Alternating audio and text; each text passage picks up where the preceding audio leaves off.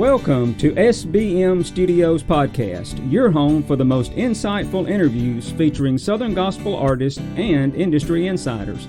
Now, here's your host, Scott Bouldin.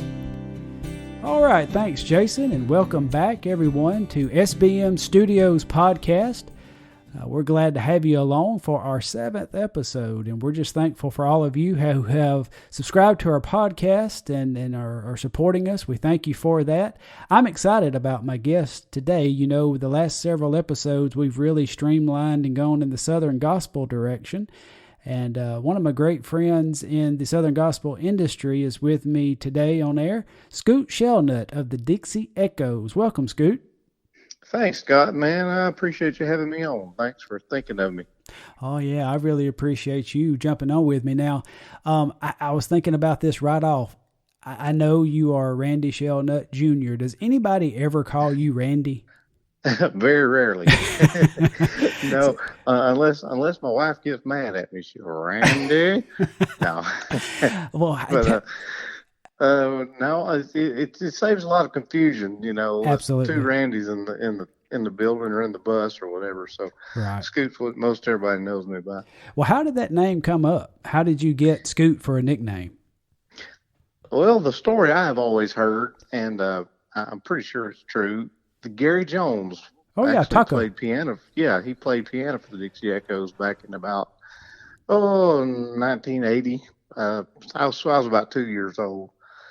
So I heard that he gave me that nickname when he was with the group, when I was just scooting around and okay. on the floor, and it kind of stuck with me. So well, that's awesome. I think that's kind of how I got it. I was just curious because that is a unique nickname now. It's not like Junior or Jim Bob or something like that. That's a little unique. So, well, you talked about time with the Dixie Echoes, so I thought we'd start out, and I know most of the listeners who are Southern Gospel enthusiasts like me knows who the Dixie Echoes are. One of the biggest names in Southern Gospel for many years. Started in 1960, I believe. Mr. J.G. Whitfield, I believe, was the founder of the group. Now, as the way it came into your family ownership, if I'm remembering right, about 72, I think the Whitfields retired and Mr. Dale bought the group and took ownership. Does that sound about right? Am I right? I believe that. Yeah, timeline. I think that's about right. Early 70s. Now, your dad, Randy Sr., now he was playing with them at that time, right? Like playing bass or playing guitar. Am I correct? He was. Okay. Yeah, and he was playing bass at that time, and then when Joe Whitfield decided to retire, Dad started singing baritone. Okay, all right. And so the group, of course, kept going through the years, and Dixie Echoes have had some big names as far as singers throughout the years. And then I know in 1983, Mr. Dale had the sudden heart attack, and that was a great loss to the industry. And but Randy picked it up and carried on the family legacy, and now you and Randy have the group together. And I really enjoy the Dixie Echoes. I've always loved traditional Southern Gospel music, and I know the Southern Gospel genre goes in just 100 different directions. I mean, there's just about something for everyone, but I'm old school. I like the old traditional Southern Gospel quartet music, and that's kind of what you're known for. And so when did you come into play? When did you join up with the Dixie Echoes? I started in 1990. I got out of school on May the 26th, and on May the 27th, I got on the bus. And that was, yeah. So that was the first year of 1990, and I just started playing the bass. Okay. And I did that for about around 5 years, I guess, total. And then when my other grandfather, Paul Vincent, Daddy Paul is what everybody knows him by, he decided to retire, and then I stepped into his spot in the baritone. So. Yeah, and that helps. That explains something to me, because when I'm kind of getting ready for my podcast episodes and the interviews, I kind of do a little homework, make sure that I have my bearings right and know the histories. And when I looked up some history, I saw two different things. I saw where you joined in 1990, and then I saw 95. But that explains it. You started in 1990 playing bass, and then you assumed the baritone position in 95. So that clears that up. Yeah. Okay, that's why that was out there. And I tell you what, y'all have had some tremendous singers. I was thinking about Mr. Ed O'Neill. I think he still sells those Ed O'Neill University T-shirts. Yeah. But, he's kind of known for having up-and-coming singers in the Dixie Melody Boys, and then they sometimes leave and go on and join other groups or start their own groups and have a large career. Dixie Echoes kind of has that same legacy to me, especially over these last several years. You guys had some amazing young singers come through, and that many of them are still in the Southern gospel industry. Yeah, that's right. And that's kind of when a group goes that long, since we've been going this is our 60th year. Wow. You have a lot of talent come through, and people like Tim Riley and Gary Jones, Bobby Clark, Jack Toney. Wow. We have Billy Todd. So the list kind of goes on and on, and when you get to thinking about it, but a lot of people have moved on and done other things, and we're proud of all of them, and proud that we've had those names attached to the Dixie Echoes name as well. Absolutely. Got a lot of Hall of Famers, Southern Gospel Music Hall of Famers that have come through the group. So we've just been blessed to work with a lot of great people and very talented people. Yes, sir. And when you was doing that name dropping there, I was thinking, mercy, Hall of Fame members indeed, and some of the best. You mentioned Tim Riley, Jack Toney. That's two of the best right there as far as bass and lead singers. Of course, Mr. Dale, one of the best song stylist lead singers in the history of Southern gospel music, and so many. That's fantastic. And I'm thinking that when you guys, because several times I've seen y'all pick up some pretty young talent. You've had some youngsters on the bus a few times, and something tells me with the knowledge base that you guys have, and especially Mr. Randy with his length of time and his experience, that it's really a good learning experience for those young people. That would be my guess. Would you say so?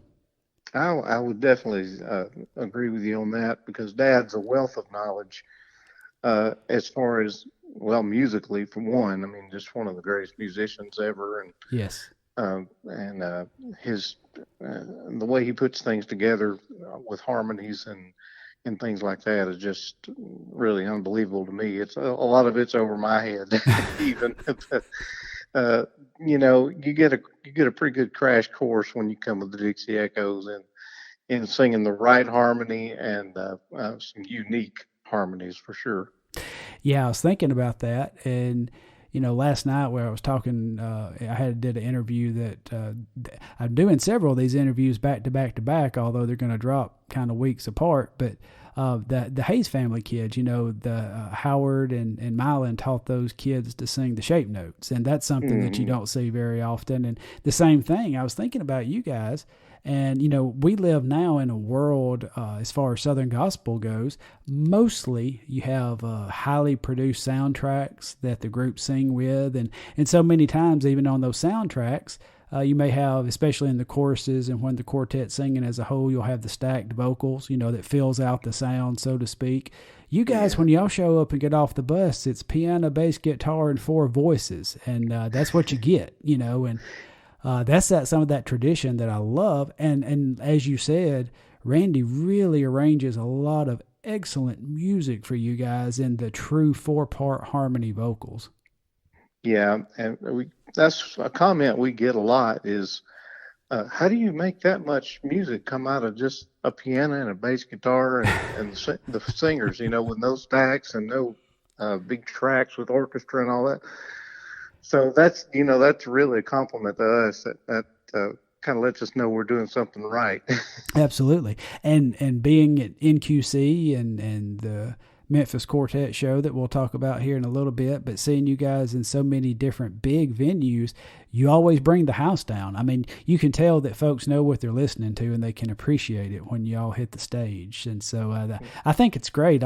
I love the variety in Southern gospel music where there is something for everybody, but I'm really glad to see you guys really in that traditional mode that the founding fathers of Southern gospel kind of put out there as a roadmap to follow. Yeah, it's our favorite. We like a little bit of everything. We like all different styles of Southern gospel, but our favorite is the old style, the old Statesman, Blackwood quartet type stuff, and then we kind of put our own little flavor with everything. So right. We're trying to. We've had to reinvent ourselves a few times down through the years, so I guess you never stop growing a little bit musically. Sure. But yeah, that's our favorite. It's still the old style. Yeah, that's fantastic. It's easy to enjoy for the Southern gospel fan. Stepping through, I thought maybe for a minute, I've really enjoyed getting to know you and your family. And but now I know you're extremely laid back. You're not you're not the kind of personality that's just out there, if you know what I mean. I mean, there's yes. Sometimes there's those type A personalities that just take over a room or take over a moment, and you're more of the laid back variety, and I love that about you. But some folks may not be as familiar as far as like you and your background. Tell me a little bit maybe about your family, and just fill us in on that. All right. Well, I've like you say, I am very laid back. I'm quiet. Interviews scare me. Uh-oh. No, but yeah, I'm kind of that guy. I don't. I just stay in the back, and I was comfortable playing the bass. Let's put it that way. Yeah. Just because the bass player is like the most unseen person on the stage. Oh yeah, absolutely. So I used to love that part of it, but I've kind of come out of my shell in the last few years. My wife's helped me with that. She is a bundle of personality. Her name's Penny, and she's an amazing woman and a very talented singer as well. She used to sing with the Chuck Wagon Gang, and now has her own group called Sacred Calling. And of course, my kids, Lauren, Blake, and Drew, they are.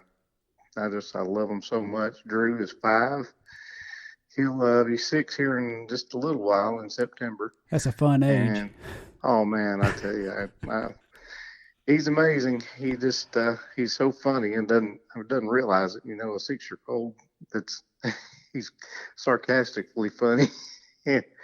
It's amazing. He knows even what he's doing when he's sarcastic. His sarcasm shows, but it's really funny to watch. And of course, my daughter Lauren, she's graduating high school this coming year. In fact, I'll get to go to school, with the COVID and everything. Oh yeah. So she's graduating, and my stepson Blake is 20 years old, and he is in his second year of college. So wow. Just proud of those kids. They're just amazing, and I love them so much. Oh yeah, absolutely. It shows. And yeah, you talk about that school. Garrett, my son, he's also a senior this year, so we're hopeful that maybe it will be a semi-normal year, but we'll have to wait and see. But I know it. I hope they get to go and enjoy their senior year. Yeah, absolutely. Thinking back and thinking about your career, I know you've had several influences. I mean, basically, you just about grew up on a bus is kind of what it seems like. And I know at the top of your list as far as musical influences, singing influences would be Dale and Randy. But other than those two, did you have anybody musically or vocally that you saw as an influence as you were cutting your teeth in Southern gospel? Yeah, of course. Like you say, those are the top two on my list. My dad, my granddad, obviously, but and my other grandfather, Daddy Paul. He's the one that kind of taught me the baritone part. Yeah. And so luckily, I got to travel with him on the bus for about 5 years, and learn the ins and outs of singing that part. But as far as singing in general, just Glenn Allred he's my favorite ever. Yeah. and and such a good guy, humble guy, always the same, never different at all. He's a true hero to a lot of us in gospel music, and I can't say enough good things about him. And musically, musicians wise, of course, Gary Jones and Mark Fain, bass player that played with Gold City back in the early 90s. I remember Mark. Adam Bouldin that came and took his place. Just those two guys I learned so much from. And, of course, Doug Riley, the drummer, and Mike Hopper. Yeah. Two drummers that really I listened to a lot back in the early days when I was learning to play those things. So, yeah, I mean, the list could go on and on and on all night long on some of those. But sure. And then later on, me and a good friend, Corey Pearson, we kind of got to hanging out and learning stuff from each other. So he's another talented dude that doesn't get the recognition that he deserves. That's right. He's with the Diplomats Quartet now. But yeah, so there's a bunch. Yeah, and that's great. And all of us, no matter what walk we're in, always have those who put the time into us and influence us. So I figured there was a few more outside of family that had a touch on you, and that's awesome. Now, as far as instruments, I know just from studio days, I know that and watching you on stage, you play the bass guitar and you play the drums and do it extremely well at the top of the industry. But any other instruments that you play? As far as seriously, not really. But okay. I mean, I tinker and play. I play the piano enough to get by. Guitar some and ukulele some. So yeah, I mess with some other stuff, but bass and drums are my main things. Yeah, I've talked with a friend before, and it just seems like so many times people like y'all, like your dad, you, and Corey, and so many others, that it seems like when that musical gift and talent is there, it doesn't usually stop at one instrument because it's just a gift, and you can pick it up so easily. I have picked up a guitar a few times and I have to put it back down because I do not pick it up easily. So it's a gift. It's a gift from the Lord, and that's awesome. So you're a male, so I think this question's okay for you. About how old are you, Scoot? 41. Okay, 41. I'm 46, so I thought we was pretty close. But so you've had several years on the road. What's some of your? Have you got a memory or two? And it can be a funny one. It can be maybe just an awesome concert or worship experience. Is a venue, something like that. Does anything just stick out over your years on the road as just a super special time, or that you'd like to share? Well, I mean, yeah, it's a little, but there have been, but it's hard to think of just one, that could stick out. But, getting to sing at NQC and of course Memphis, those are always fun and exciting and nerve-wracking at the same time. Right. Probably the most nerve-wracking thing was singing on the Gaither thing at the NQC. Yeah. That was I hope nobody saw my knees shaking, let's put it that way. Well, I was there sitting pretty close to the stage when you did that, and I saw no knees shaking, and you knocked it out of the park, brother. Well, I appreciate that. Yeah, you did a good job. Yeah, I know it's hard to pick out and single out. I'd probably say not so much a performance perspective, but another super, super, super special time in your time of ministry with the Dixie Echoes was being able to see Randy enshrined in the Southern Gospel Music Hall of Fame. I'm sure that was super special. Very much so. Yeah, it was a long time coming, in my opinion. But that was a very special moment, and to get to share that with our family and my mom and my little boy and everything, my wife, and so that was really cool. Yeah, that's awesome.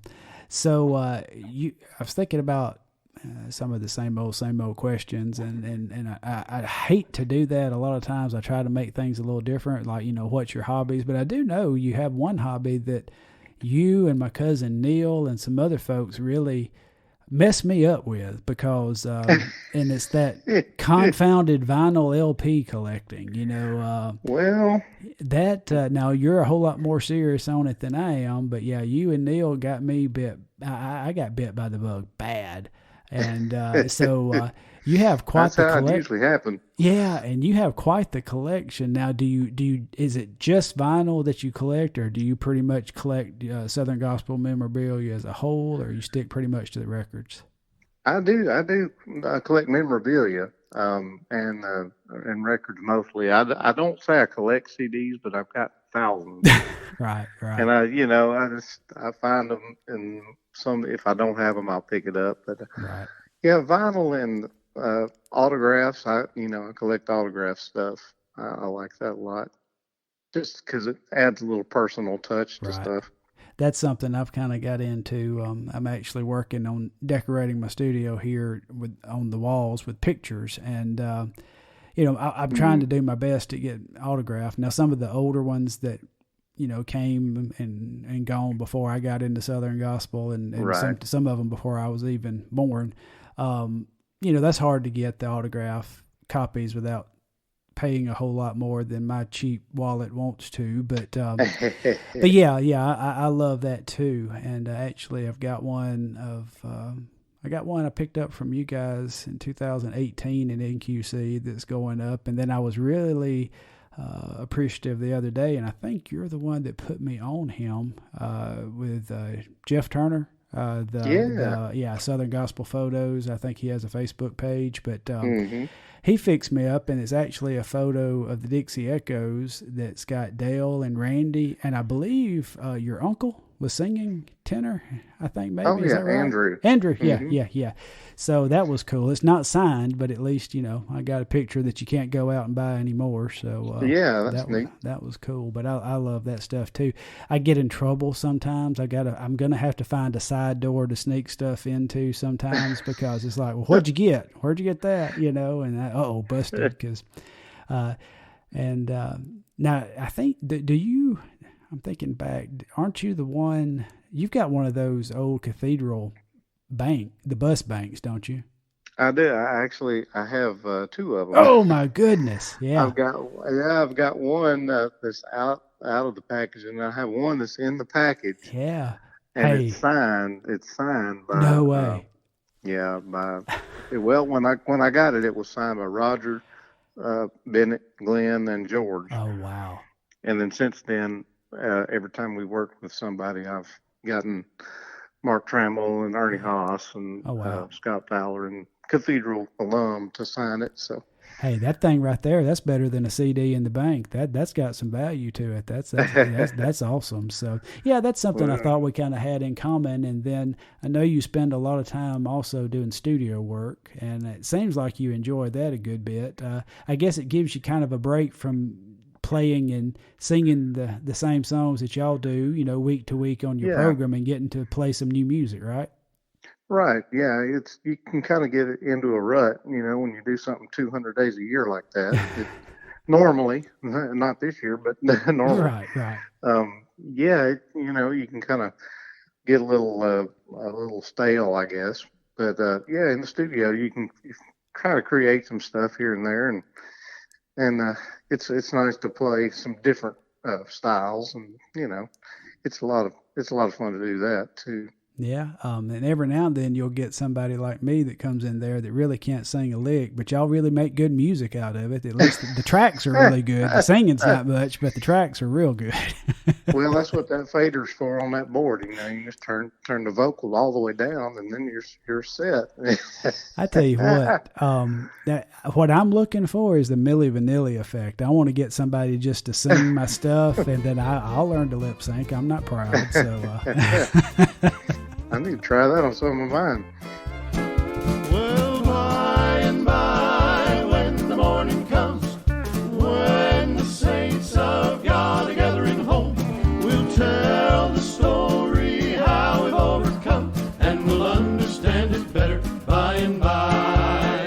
Trials dark on every hand, and we cannot understand all all the ways that God would lead us to that blessed promised land. But he guides us with his eye, and we'll follow till we die.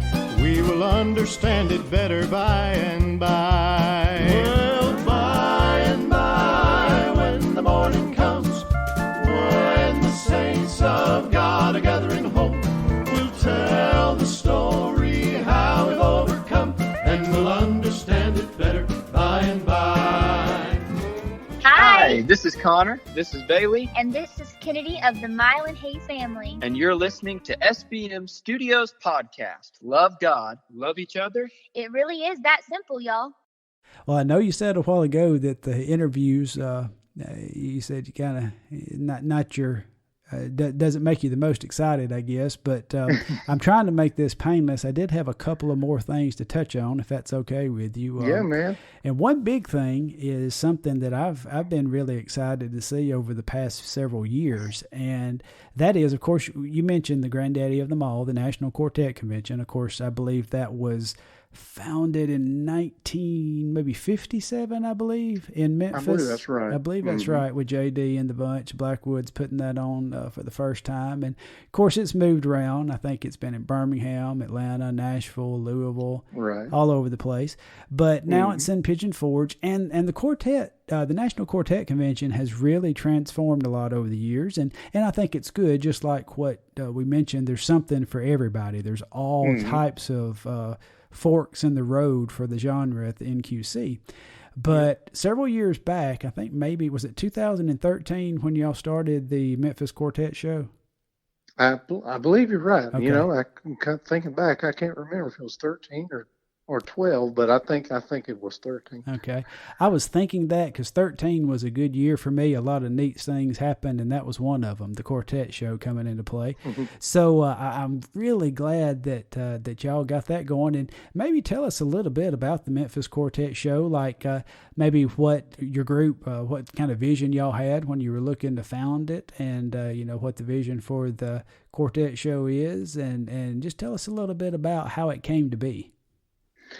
Well, it's kind of funny. We were actually at the National Quartet Convention in Louisville at the time, and the guy that used to play piano with us, Stuart Barnado, and I were sitting at the booth, and it was on the Monday night when they had the actual quartet night for years and years and years, where it was all male quartets on the Monday night. Well, this was the first year they had changed it, and to where, it was just a normal night with everybody on. And we had person after person after person come up to the booth and say, we wish it was quartet night. We wish it was still quartet night. I want quartet night. So we got to, I think the light went off in both of our heads about the same time. So, hey, maybe there's something to this. Right, yeah. So between Stuart and myself and our other partners, Danny Jones and Dwayne Guerin, Jimmy Blackwood, and Keith and Greg Inman, we've all kind of thought, hey, let's do this somewhere. And we chose Memphis because of it being the first place that J.D. Sumner and them had the vision to do a quartet convention. So we got that off the ground, and we had about a year and a half to actually promote the first one. And it was an amazing event. The energy in that room was, you can't even describe it. So, but yeah, that's kind of where it all started. We just kind of had one of those light bulb moments, I guess you'd call it. Yeah. Hey, that's great. And I think it's been a good thing because, like you said, this provides a once a year opportunity for those who, like me, really have an affinity for the Southern Gospel male quartets, traditional quartets, to have the best of the best come together in one place over the course of about 4 nights. And I know you have the showcases, kind of like NQC does sometimes with different.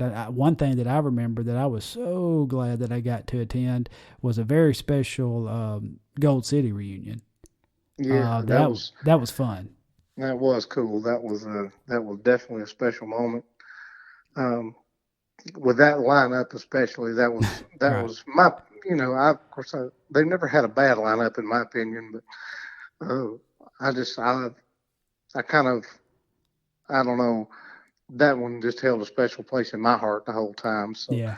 I was really, really excited that was able to happen. And they just absolutely, they never, sounded like they never even left. That's right. The group, it sounded like they've always been together. So it was amazing. So, and you mentioned a little bit earlier when we was talking about on the road for how many dates, and I know that the coronavirus kind of was a wrecking ball this year, and it actually, this was supposed to be, I believe, the 8th annual quartet show this year, but plans had to be postponed, to comply with all the things that we are being asked to comply with. And so you guys have rescheduled and going to have the 8th annual quartet show in Memphis next year in 2021. That's the plans. And most of the same lineup, right? I think maybe there was a few little tweaks and changes here and there.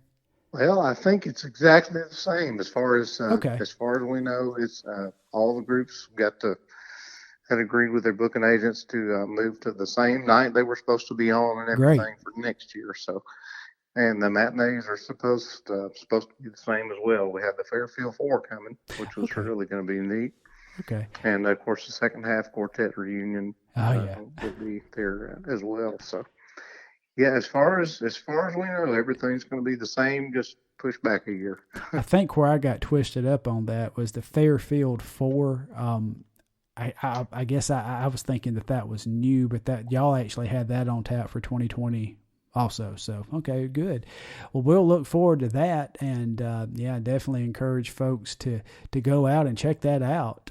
We'll give a time at the end here to kind of give how they can find out more information on that. But one more thing that I wanted to hit on, and I'm trying to, as I interview all of you in Southern Gospel, maybe take a discussion in a direction, something that's special, something that holds meaning for you. And I was thinking about, the day and time that we live in, whether it's coronavirus or whatever. There's, I think Karen Peck and New River sing a song that's everybody's going through something, and there's so much. There's so much strife. There's so much darkness that people encounter, and a lot of those things are physical needs. And I know even myself, my family, we've had long bouts through the years and tendencies toward some things like depression and anxiety, things like that. And that can be a booger, that can be a tough row. My wife has multiple sclerosis, and that's, as for now, an incurable disease. And we face that day in and day out and lift up a lot of prayers. And I was thinking about that and thinking about where people go to when in those times, those tough times. And I was thinking about, God being the master healer. And even when the doctor says things or it's all they can do, they wring their hands, they walk away, we have a master healer, a master physician who is totally in charge. And I thought about, I know you have an amazing testimony, Scoot, and if you wouldn't mind, just for a moment, maybe I thought you could speak to that, maybe just kind of give the audience a little background on that testimony and the touch that you personally received from the Lord. Yeah, in 1994, I was diagnosed with cancer. I had a sarcoma tumor on my lung that was about the size of a softball. And they told, they thought that I had pneumonia in the beginning because I had a lot of pain in my chest. I was playing softball, matter of fact, with my church. And I reached down during practice. We'd been playing for an hour. And I reached down to pick up a ball from the ground, and my lung collapsed, which I didn't know at the time. That's what it was. But I just felt, a lot of pain and pressure in my chest. And it eventually eased off a couple of days later. And but it never really eased off enough to where I wasn't worried about it. So I went to the doctor, and they did x-rays, and that's when it showed up. My lung had filled up with fluid. So after they treated me for pneumonia, which what they thought I had. They treated me for that, and it didn't make any difference at all. So then the doctors finally realized, hey, this is not what it is. So then I went to the big doctor, and he said, well, we got to drain the fluid off, and then they found the tumor. So immediately they started discussing whether to do surgery or chemo or radiation. Well, they did all three. And the surgery, they got most of it out, the big part of it. But the doctor that did the surgery said it's wrapped around main arteries and everything else in there. It had my windpipe shoved over in the wrong place. And my heart shoved over kind of in an awkward position. So they couldn't get to do what they wanted to normally, to get it all out. So they said chemo and radiation. So did that for about 1.5 years. And after that, they still kind of gave me no hope, But good thing I serve a God of hope. Amen. And I believe that more than anything. I know He can heal. He can still, He's the same yesterday, today, and forever. Amen. Can still heal just like He did in the Bible days. And one night I just happened to be on the road because I had to take a lot of time off at that point because going through treatments and everything, they didn't want me around a lot of people. So yeah. But one night I got to go with the guys, and we sang in Tallahassee, Florida, at a place called the Lighthouse Children's Home, which is a home for troubled girls. And it's kind of a special place to me anyway, just because of that. Right. It's a really, really neat place. But we were singing with the Anchorman and a couple other groups, and they have a little backstage area kind of to the side. It's just kind of off by itself. And me and some of the other guys were sitting in there, and Terry Carter, who was the Anchorman then, we were sitting back there just talking and having a big old time.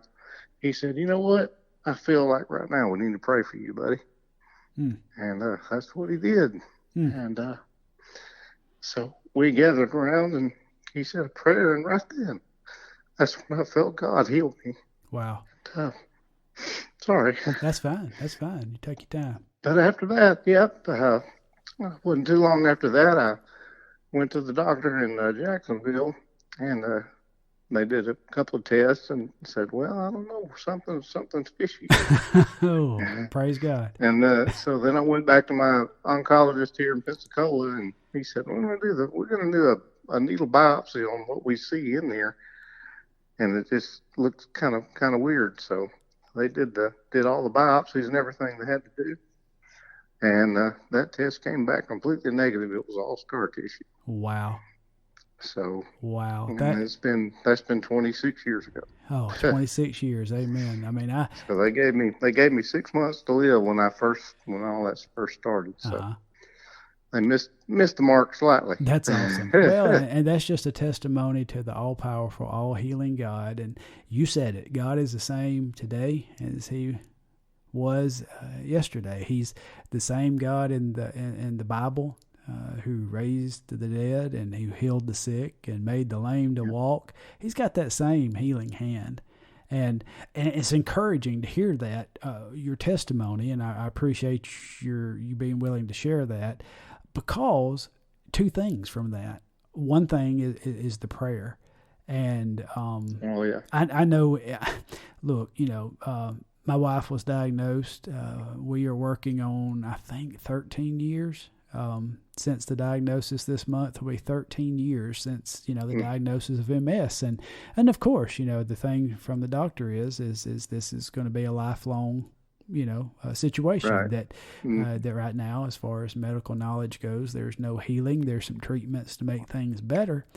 And, but even so, and my wife is resilient. She's a fighter. She has strong faith, and she's just done a wonderful job. When we got home and got the diagnosis, and of course there was the moments of tears and hurt. she basically wiped her eyes and said, "We're going to kick this thing's tail." And that's kind of been her mantra, and she's a fighter. And God is blessed, but still the prayers are lifted, and I'll never quit lifting the prayers for healing, because God can heal, even though the doctor says there's no hope, there's nothing else to do. And what caught my attention is a praying man, someone who stepped in and prayed over you. And I know you had tons of folks praying for you during that time. God answers prayers. So the encouragement of this for anybody who is listening and going through anything, whether it's one of the biggies like we're talking about. I mean, you know, when you mention that C word, that's one of the big ones. You know, that's and there may be listeners that's going through that right now, or there may be there may be things like what my family faces. There may be just tough times. I know there's right now in the world, there's financial uncertainty. There's the turmoil and the dissension among people in general, and everything just feels so dark. We cannot lose hope. We cannot lose hope. We don't live in fear. It's like Brother Josh Singletary shared the other day. He said, "Fear is not of God." And we have strong faith. We trust in Him, and never quit praying, because you're a testimony. You're a testimony of answered prayers and God's healing touch. And Scoot, I appreciate you being willing to. I know that's not the easiest thing sometimes to dip into the personal stuff like that, but God healed you, and you are a testimony for Him. You know, your story is a testimony and a witness for God's glory. So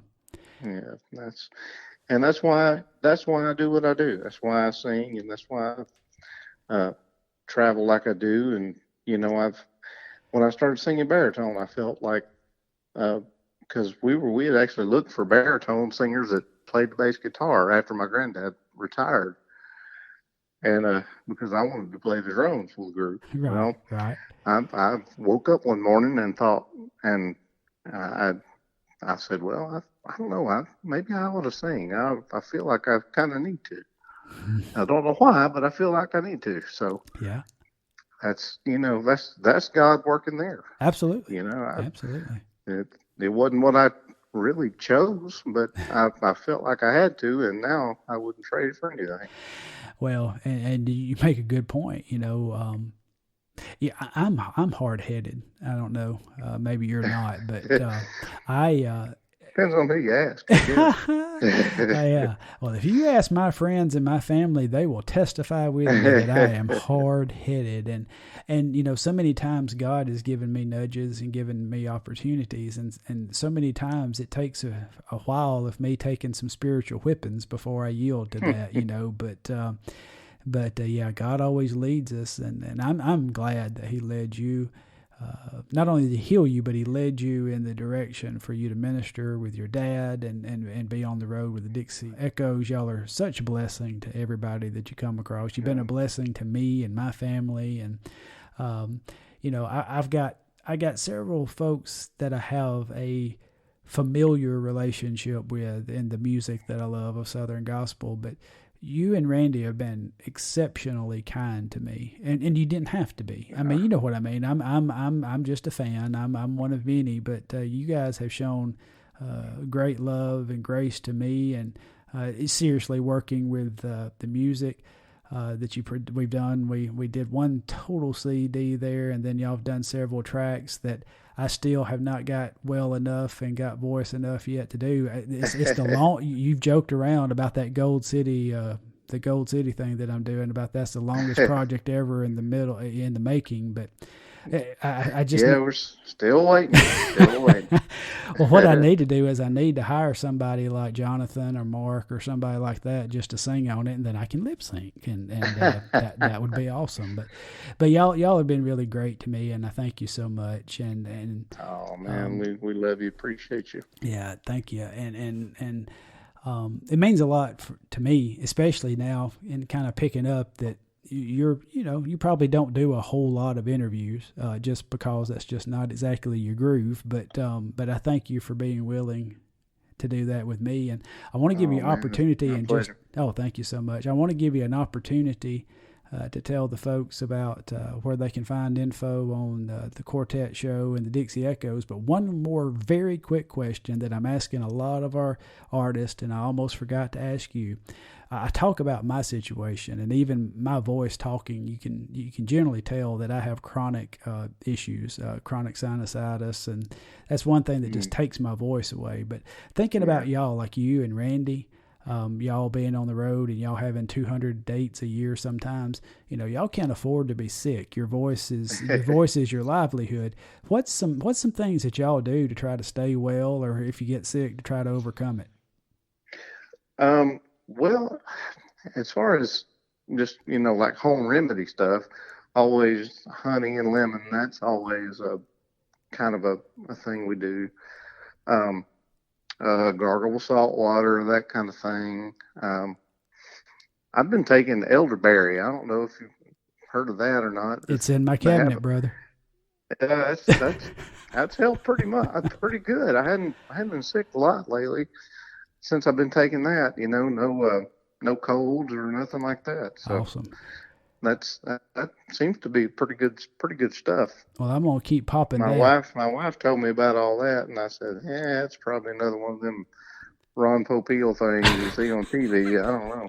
That's that voodoo stuff, yeah. But now I've got some of that and hit it here or there. I saw that it was good prevention for flu sometimes, and but yeah, I've always said if they could ever invent a sinus transplant, I'm going to be the first one that signs up, because I just always in that trouble. But I thank you for sharing that. And before we kind of close things out, if you would like to take just a moment, I would love for you to share with our listeners, if they have interest in the Quartet Show, where they could find information on that, and then anything you'd like to share about what the Dixie Echoes have going on. Okay, Quartet Show. Like I say, next year we're aiming for a big one, like always, and we got the same groups, same lineup. All the lineup is on the website, and it's www.quartetshow.com. And I think all the information about hotels and all that stuff's on there too. So great. And then we do a cruise every year too, Gospel Jubilee Cruise, and that's GospelJubileeCruise.com. Dixie Echoes, Chuck Wagon Gang, New Ground, Bible Tones. Yeah. A lot of great singing on the cruise too. So awesome. And Dixie Echoes website, DixieEchoes.com. And you can find out where we're going to be. Our schedule's up there. And also you can order CDs and downloads and DVDs and whatever else we got on there. So check us out on that too. Perfect. Excellent. I thank you for doing that. And I do encourage our folks to go out and support the Dixie Echoes and all of our groups. And I really recommend highly the Quartet Show. I've been there. It's just very professionally done, and it's just an awesome experience. I do recommend the cruise for all of you who like cruises. Now, my family is very strange. I won't fly, and Janice won't float, so we got a problem. We're kind of landlocked. You know what I'm saying? But we haven't done the cruise thing. But I know several friends have gone on those cruises, and they say it's one of the best experiences for a Southern Gospel fan is to go on the cruise. Enjoy all the groups, the singing, the fellowship, the food, it is. Yeah. It is a lot of fun, and for the money, you really can't beat it. Since everything's paid for once you get on the boat, you don't have to worry about that at all. You can eat until your heart's content. That's great, and man. I do, and you do. I hear you, man. Well, look, man, I really appreciate your time and your graciousness. And I tell you what, I kind of had to swallow it down because, I'm sitting here and interviewing kind of an enemy, as you and I were reminiscing before the show, because we participate in that League of Champions Fantasy Football League, and you're the one that put me out of the playoffs last year. I do kind of recall that. Yeah, I do remember that. That was a good week for me. Oh, thank you very much. It was a bad week for me, but oh my goodness. But yeah, Yeah, I thank you. Also, you're a friend to my family as a whole, and I just thank you for who you are. I thank you for your witness, and I thank you for sharing the time with us. And for our listeners, I'd like to say real quick that if you wouldn't mind, we would appreciate it greatly. A lot of y'all have caught this podcast because you saw a social media post. If you would please share that post with your Facebook friends and other sources of social media that you use, it helps a lot. Kind of like my friend Josh said the other night, it takes as much effort to click share as it does to click like. So we would appreciate it if you would share us. Also appreciate it when you listen to us on your podcast platform, whether it's Spotify or whether it's Apple Podcast. If you would click the follow or the subscribe button, you won't ever miss an episode. And then lastly, if you have just a moment, if you'll rate the podcast and leave a review, that also helps us get a little more exposure. But we sure do thank y'all for listening in, and I hope you enjoy this. We love your feedback. Scoot, again, we just thank you for joining us today, buddy. I appreciate you, man. Thanks for thinking of me. I've had a good time. Thank you, man. And to all listeners, we love you, and we'll see you around the bend.